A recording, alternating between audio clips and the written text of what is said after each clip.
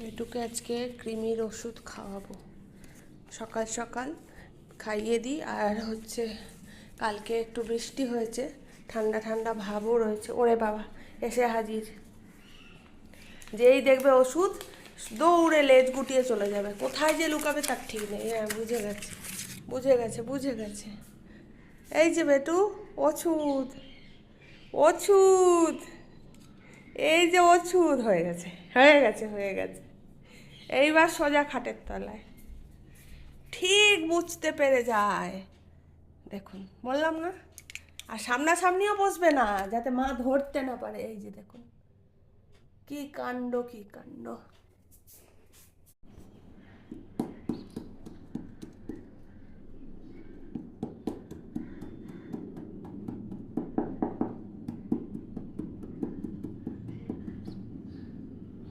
দেখুন কাণ্ড, ওষুধ খাবার ভয়ে কোথায় এসে লুকিয়েছে। আমি এই যে কৃমির ওষুধটাকে গুঁড়ো করে জল দিয়ে মিশিয়ে এরকম করে নিয়ে এলাম, এবার মুখে দিয়ে দেব।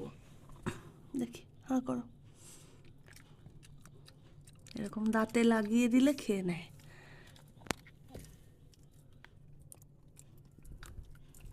খাও।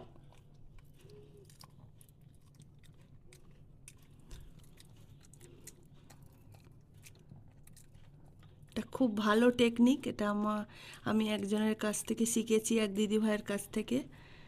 খুব ভালো। আগে ওষুধ খাওয়ানো নিয়ে খুব জ্বালা ছিল, আর এখন কোনো প্রবলেম নেই, এরকম মুখে লাগিয়ে দিলেই খেয়ে নেয়।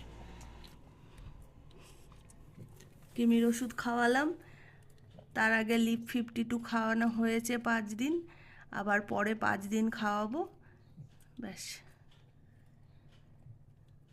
তাহলে এই বেটুর পেটের কৃমিগুলো সব চলে যাবে না বেটু?